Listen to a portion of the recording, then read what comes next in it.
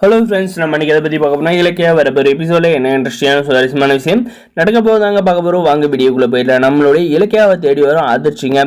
நம்முடைய மாசிலாமணியை பார்த்தீங்கன்னா இந்த ஆஞ்சலி வந்து தள்ளி விட்டு மண்டையில் அடிபட்டு ஹாஸ்பிட்டலில் வந்து சேர்த்துடுறாங்க. அதுவும் போக பார்த்தீங்கன்னா நம்ம வந்து வீட்டில் இல்லாத வந்து அந்த வசந்துக்கு லட்சுமிக்கு வந்து வீட்டுக்கு வந்தால் சந்தேகம் வரும். நம்ம வந்து அவங்க வந்து கால் பண்ணுறதுக்கு முன்னாடி நம்மளே வந்து கால் பண்ணுறலாம் அப்படின்ற மாதிரி வந்து சிந்தாமணி வந்து கால் பண்ணி, வசந்த் மாமா வந்து பாத்ரூமில் வந்து வலிக்கு விழுந்துட்டாருப்பா, அவர் வந்து ஹாஸ்பிட்டல் வந்து சேர்த்திருக்கோம், அவர் வந்து ரொம்ப சீரியஸாக இருக்காரு அப்படின்ற மாதிரி வந்து சொல்கிறாங்க. உடனே பார்த்தீங்கன்னா நம்மளுடைய லட்சுமி வந்து, ஐயோ ஆண்டவா, என் அண்ணனுக்கு வந்து எதுவும் ஆகக்கூடாது, என் உயிரை என்ன எடுத்துக்கோ, என் அண்ணனுக்கு வந்து மறுபிரிவை கொடு அப்படின்ற மாதிரி வந்து கேட்குறாங்க. அதே சமயம் நம்மளுடைய வசந்த் வந்து இலக்கியாவுக்கு வந்து கால் பண்ணி, அக்கா இப்படி தான் வந்து மாமா வந்து ஹாஸ்பிட்டலில் இருக்காரு அப்படின்ற மாதிரி சொல்கிறாங்க. என்னாச்சு வசந்த் அப்படிங்கிறதுக்கு தெரியல, நானும் அம்மா வந்து வெளியில் போயிருந்தேன், அந்த நேரத்தில் வந்து வீட்டில் என்ன நடந்துச்சுன்னு தெரியல, அத்தை வந்து கால் பண்ணி மாமா வந்து பாத்ரூமில் வந்து வலிக்கு விழுந்துட்டாங்க அப்படின்ற மாதிரி வந்து சொல்லி அவங்கள வந்து ஹாஸ்பிட்டலில் வந்து வச்சுருக்காங்களாம், எனக்கு என்ன பண்ணுறதுன்னு தெரியல அப்படின்ற மாதிரி வந்து வசந்த் வந்து சொல்கிறாங்க. சரி வசந்த், பதட்டப்படாத, நான் உடனே வந்து கிளம்பி வரேன் அப்படின்ற மாதிரி வந்து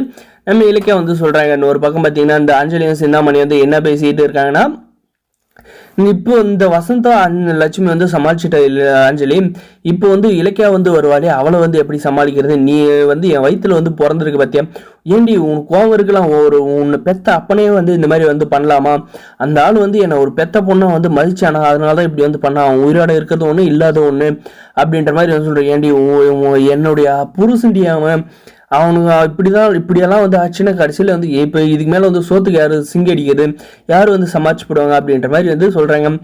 அம்மா நீ வந்து எனக்கு வந்து துணை போகிறதானா போ, இல்லையா மாட்டி என்னை பற்றி இலக்கிய கையில் வந்து சொல்லிவிட்டு, இல்லை போலீஸ் கையில் சொல்லிவிட்டு உன் வேலையை வந்து பாரு, நீ வந்து பணக்கார ஆசை வாழ்க்கையை வந்து வாழணும் வந்து ஆசைப்பட்ட பற்றியா, அதெல்லாம் வந்து கொஞ்சம் கூட வந்து நடக்காது, என்னை வந்து மாட்டி விட்டேன், அதே இப்போ நான் பண்ணியிருக்கேன்னா நான் வந்து இந்த வீட்டில் வந்து பர்மனெண்ட்டாக வந்து தங்க முடியும், கார்த்திக் எப்படியாவது வந்து கார்த்திக் கூட வந்து சேர்ந்து வளர முயற்சி பண்ணுவேன், அதுக்கு நான் நம்ம வீட்டிலாவது இருந்தால் தான், நம்ம வீட்டிலேருந்து வந்து அந்த ஆள் வந்து துரத்த பார்த்தான், அதனால தான் இப்படி வந்து பண்ணேன், இதுக்கு மேலே யாரும் நம்மளை வந்து கேள்வி கேட்க மாட்டாங்க, நம்ம தான் வந்து ராஜா ராணி அப்படின்ற மாதிரி வந்து சொல்லி நம்மளுடைய சிந்தாமணியோட மனசை வந்து கலைச்சி கடைசியில் வந்து பொய் சொல்ல வச்சுட்டாங்க இந்த சிந்தாமணியை வசந்துக்கிட்ட. ஒன்றா பார்த்தீங்கன்னா நம்முடைய இலக்கியா வந்து பசரி அடிச்சுக்கிட்டு போகிறாங்க. போயிட்டு பார்த்தீங்கன்னா மாமா என்னாச்சு அப்படின்ற மாதிரி வந்து போகிறாங்க. அங்கே பார்த்தீங்கன்னா அவர் பேச்சு மூச்சு இல்லாத வந்து இருக்காருங்க. அதுக்கப்புறம் பார்த்தீங்கன்னா மாமா என்ன மாமா எதுவும் பேச மாட்டேறீங்க, ஏதாவது பேசுங்க அப்படின்ற மாதிரி பார்த்தீங்கன்னா வீல் சேரில் வந்து உக்காந்துக்கிற கையில் இலக்கியா பேசுகிறாங்க. அதுக்கு பார்த்தீங்கன்னா நம்முடைய வசந்த் வந்து என்ன சொல்கிறான்னா, அவரால் வந்து பேசவும் முடியாது, இனிமேல் வந்து கை கால் கூட அசைக்க முடியாதுன்னு வந்து டாக்டர் வந்து சொல்லிட்டாங்க அக்கா அப்படின்ற மாதிரி வந்து வசந்த் வந்து சொல்கிறாங்க. ஐயோ மாமா, உங்களுக்கு இந்த நிலைமை யாருக்கும் ஒரு கெடுதல் நினைச்சது இல்லை அப்படின்ற மாதிரி நின்று சொல்கிறாங்க. வரப்போ என்னோட மறக்காத சப்ஸ்கிரைப் பண்ணி தேங்க்ஸ் ஃபார் வாட்சிங்.